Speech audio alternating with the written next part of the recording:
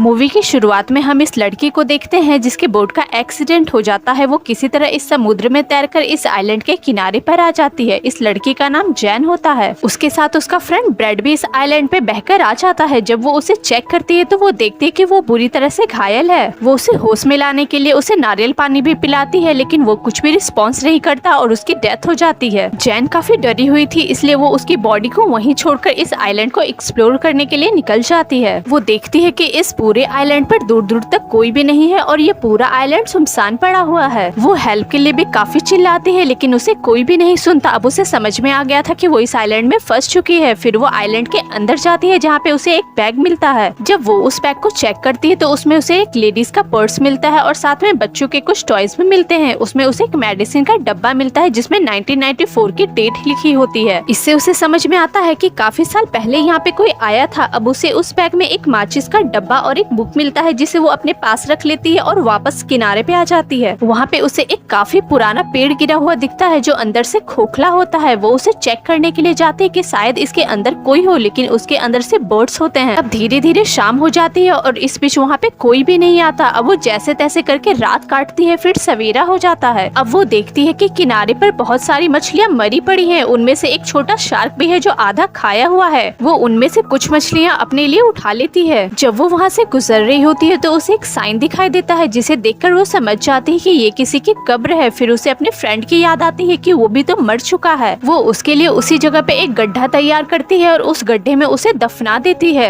अब वो अपने फ्रेंड के कब्र पे साइन लगाने के लिए लकड़ी लेने के लिए जाती है। जब वो वापस आती है तो वो देखती है कि उसकी फ्रेंड की बॉडी को किसी ने खा लिया है। इस भयानक मंजर को देखकर वो काफी ज्यादा डर जाती है। उसे लगता है कि इस आइलैंड पे कोई खूंखार जानवर है जो घूम रहा है। अब वो खुद को प्रोटेक्ट करने के लिए लकड़ी से हथियार तैयार करती है। फिर किनारे के पास आग जलाकर बैठ जाती है ताकि जब वो जानवर आए तो वो उसे मार सके। लेकिन अब रात भी काफी हो जाती है और वो जानवर भी नहीं आता। अब जैन को नींद आने लगती है और वो आग के पास ही सो जाती है क्योंकि जानवरों को आग से डर लगता है और वो उसके पास नहीं आएंगे। अब अगली सुबह जब उसकी नींद खुलती है तो वो समुद्र में एक सूटकेस को तैरता हुआ देखती है। जैन उस सूटकेस को लेने के लिए समुद्र में तैरकर उसके पास जाती है। तभी समुद्र के अंदर से उसे कुछ अजीब सी आवाजें सुनाई देती है। इस आवाज को चेक करने के लिए वो समुद्र के अंदर डाइव करती है तो वो देखती है कि अंदर बहुत बड़ा गड्ढा है। उसे कुछ भी समझ में नहीं आता तो वो बाहर आकर अपने सूटकेस को किनारे पे लाकर वो खोलने लगती है। उस सूटकेस में से उसे जूते और कुछ कपड़े मिलते हैं जिन्हें वो पहन लेती है। अब रात हो जाती है और वो पर्स वाले सामान को अच्छे से चेक करती है। उसमें कुछ फोटोज होते हैं जिसे वो देखने लगती है। उसे समझ में आ जाता है कि ये फैमिली वेकेशन मनाने आई थी जिसमें एक कपल और उनके 2 बच्चे थे। अभी अचानक जैन को अपने ऊपर प्लेन उड़ता हुआ दिखता है। वो उसे रोकने के लिए काफी चिल्लाती है। वो फ्लेयर गन भी चलाती है लेकिन इसका कोई फायदा नहीं होता क्योंकि वो प्लेन कब का जा चुका था। अब जब वो फ्लेयर गन की लाइट नीचे आ रही थी तब उस लाइट में उसे समुद्र के ऊपर कोई क्रिएचर दिखाई देता है। वो जैन की तरफ ही आ रहा था। वो उसे देखकर काफी डर जाती है और उससे बचने के लिए वो आइलैंड में अंदर की तरफ भागती है और अंदर घनी झाड़ियों के बीच वो छिप जाती है। लेकिन क्रिएचर यहाँ भी उसका पीछा करता है और उसे चारों तरफ ढूंढता है। जब वो उसे नहीं मिलती तो वो क्रिएचर वहाँ से चला जाता है। अब किसी तरह ये भयानक रात गुजर जाती है और सवेरा हो जाता है। बाहर आने के बाद जैन दोबारा उन फोटोज को उठाकर देखती है तो वो एक फोटो में नोटिस करती है कि 2 आंखें उसमें चमक रही है। वो समझ जाती है कि ये वही क्रिएचर है जो रात में आया था और उसे कहीं न कहीं इस बात का भी एहसास हो जाता है कि इसी क्रिएचर ने इनकी फैमिली को भी मार दिया होगा, तभी इनका सामान इस आइलैंड पे पड़ा हुआ है। अब जैन इतना ज्यादा डर चुकी थी कि वो जल्द से जल्द इस आइलैंड से निकलना चाहती थी। वो कल मिले सूटकेस का सारा सामान नीचे फेंक देती है और उसमें लाइफ जैकेट को डाल लेती है। उसका प्लान था कि वो इस सूटकेस को बोट की तरह यूज करेगी। इस प्लान को एग्जीक्यूट करने के लिए वो इसे पानी में लेकर के जाती है और उस सूटकेस में बैठने की कोशिश करती है, लेकिन वो सूटकेस पलट जाता है और उसका ये प्लान भी फेल हो जाता है। अब वो वापस उसी आइलैंड पे आ जाती है। अब वो वापस तो आ गई थी लेकिन उसे उस क्रिएचर से सेफ रहने के लिए एक सही जगह चाहिए थी। तब उसे उस खोखले पेड़ की याद आती है। अब वो इस पेड़ को अच्छी तरह से चेक करती है और रात इसी पेड़ में बिताने का डिसाइड करती है। अब रात होने के बाद वो क्रिएचर फिर से आता है और उसे पता चल जाता है कि जैन उसी खोखले पेड़ में छिपी हुई है। वो उस पेड़ को तोड़ने की काफी कोशिश करता है लेकिन वो ऐसा करने में नाकामयाब रहता है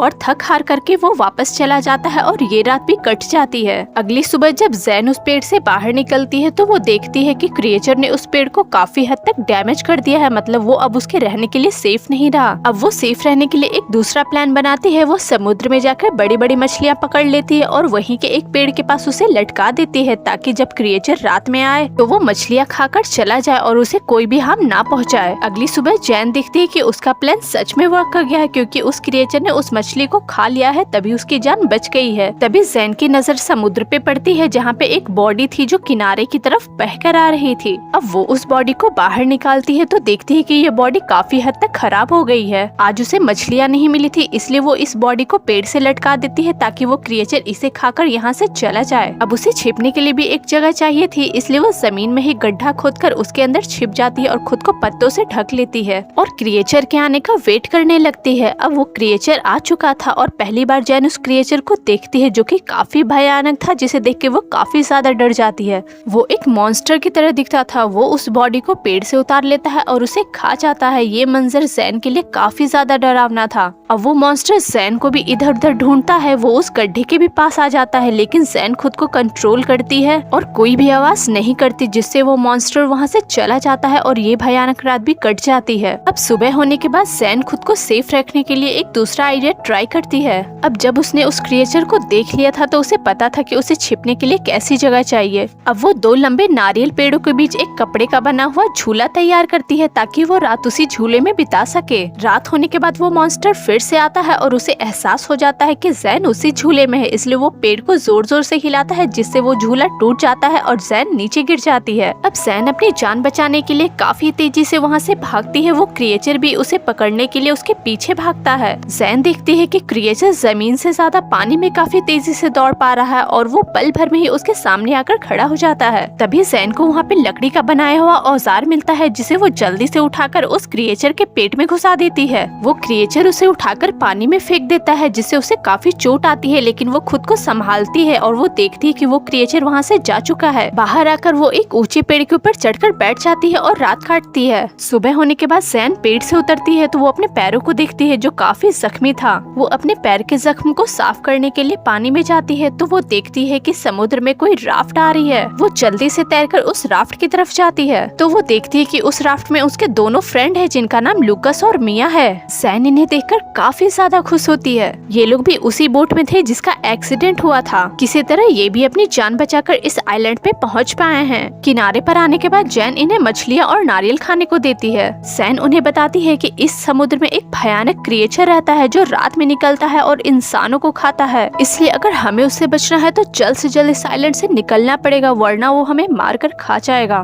मैं यहाँ पे 7 दिनों से फंसी हुई हूँ और किसी तरह अपनी जान को बचा पाई हूँ। इन दोनों को लगता है कि जैन झूठ बोल रही है और वो बस यहाँ से निकलना चाहती है। मिया बोलती है कि हम काफी दिनों से समुद्र में भटक रहे हैं और अब जाके हमें ये आइलैंड मिला है, इसलिए हम यहाँ से नहीं जाना चाहते। अब जैन उनको वो फोटोज भी दिखाती है जिसमें उस क्रिएचर की आंखें दिखाई दे रही है, लेकिन फिर भी वो दोनों इसकी बातों को नहीं मानते और यहाँ से जाने से साफ साफ मना कर देते हैं। अब जैन को समझ में आ गया था कि ये दोनों इसकी बातों को नहीं मानेंगे, इसलिए जैन इन दोनों से छिपकर उस राफ्ट में कुछ सामान डालकर वहाँ से निकलने की कोशिश करती है। अभी इनकी नजर जैन पर पड़ जाती है और वो दोनों उसे पकड़ लेते हैं। इनके बीच काफी हाथापाई होती है, जिसके बाद मिया जैन पर हमला कर देती है, जिससे वो घायल होकर पानी में गिर जाती है। होश में आने के बाद जैन खुद को पेड़ पे बंधा हुआ पाती है और अब तो रात भी हो चुकी थी। जैन उन दोनों से काफी रिक्वेस्ट करती है कि प्लीज उसे खोल दे, लेकिन दोनों उसे नहीं खोलते। अब मिया बीच पे एक्सप्लोर करने चली जाती है और लूकस यहाँ पे उसकी पहरेदारी करता है। इधर मिया वॉक कर रही थी, तभी वो क्रिएचर पानी से निकलकर मिया पे हमला कर देता है। उसकी चीख सुनकर जल्दी से लूकस एक मशाल उठाकर बीच की तरफ जाता है, लेकिन तब तक काफी देर हो जाती है। वो क्रिएचर उसे पानी में खींच लेता है। ये भयानक मंजर देखकर वो काफी ज्यादा डर जाता है और डरकर एक पेड़ के ऊपर चढ़ जाता है और सुबह होने तक उसी पर रहता है। अब उसे जैन की बातों पे यकीन हो चुका था, इसलिए जैन उससे बोलती है कि तुम नीचे आ सकते हो, क्योंकि वो क्रिएचर सिर्फ रात में ही आता है, दिन में तुम सेफ हो। वो जैन की बातों को सुनकर अब नीचे आ जाता है। यहाँ पे आने के बाद जैन उसे समझाती है कि देखो, अगर जिंदा रहना चाहते हो तो हमें यहाँ से जल्द निकलना होगा। लूकस उसकी बात मानता है और दोनों यहाँ से निकलने की तैयारी करते हैं। वो रास्ते में खाने के लिए कुछ मछलियाँ पकड़ लेते हैं और नारियल भी तोड़कर रख लेते हैं। सर्वाइवल की जो भी चीजें उनके काम आएगी वो सभी चीजें वो लोग चुनकर उस राफ्ट में रख लेते हैं। लूकस काफी ज्यादा डरा हुआ था, इसलिए जैन उससे बोलती है कि तुम चिंता मत करो, वो क्रिएचर सिर्फ रात में ही निकलता है और हम रात होने से पहले इस आइलैंड से बाहर निकल चुके होंगे। अब दोनों उस राफ्ट को घसीटकर पानी में ले जाते हैं और दोनों उस पे बैठ जाते हैं। जैन को उस राफ्ट पे बहुत सारा खून बिखरा हुआ दिखता है, जिसे देखकर वो समझ जाती है कि इन दोनों ने 5 दिनों में सरवाइव करने के लिए किसी अपने साथी को मारकर खाया है। इसलिए उसे लूकस के साथ जाना सेफ नहीं लग रहा था, लेकिन वो मजबूर थी, उसे जाना पड़ता है। उसके पास कोई दूसरा रास्ता पता नहीं था। अब लूकस जल्दी जल्दी चप्पू चलाता है ताकि वो इस आइलैंड से दूर जा सके। तभी उसे पानी में वो क्रिएचर दिखाई देता है, जिसके बाद वो दोनों जल्दी से जल्दी इस क्राफ्ट को पूरी तरह से ढक लेते हैं। लेकिन तभी वो क्रिएचर उस राफ्ट को नीचे से फाड़कर अंदर घुस जाता है और उन दोनों पे हमला कर देता है। लूकस जल्दी से फ्लेयर गन निकालकर उस मॉन्स्टर पे चला देता है,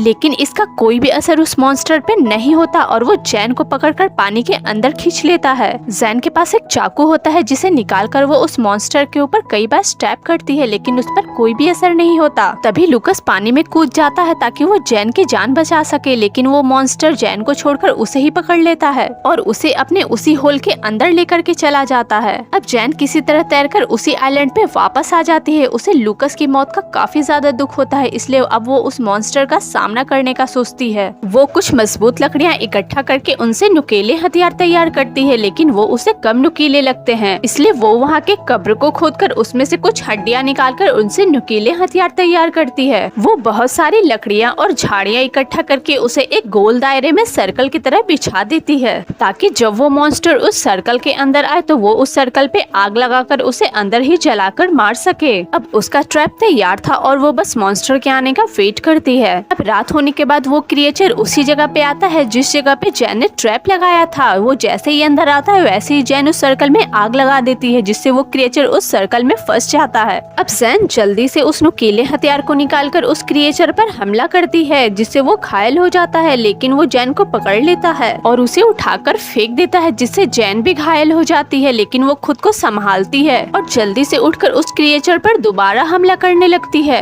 वो फिर से उसके सामने आकर उसे उठाकर पटक देता है। ऐसा कई बार होता है, लेकिन फिर भी जैन हार नहीं मानती और उस पर हमला करती रहती है। जैन के कई बार से वो क्रिएचर घायल हो जाता है और वहीं गिर जाता है, लेकिन जैन उस पर स्टेप करते रहती है और कई बार के बाद वो उसका गला काट देती है, जिससे वो क्रिएचर वहीं मर जाता है। यहाँ पे हम देखते हैं कि जैन ने जो आग लगाई थी उसकी वजह से ये पूरा आइलैंड अब चलने लगा है, यानी कोई ना कोई इस आग को देखकर इस आइलैंड पे जरूर आएगा उसे बचाने के लिए। और ये मूवी यहीं पे खत्म हो जाती है। गाइस, आपको ये वीडियो कैसी लगी कमेंट में जरूर बताइएगा। अगर मेरे चैनल पे नए हो तो चैनल को सब्सक्राइब कर देना और वीडियो को लाइक कर देना। मिलते हैं आपसे अगले वीडियो में।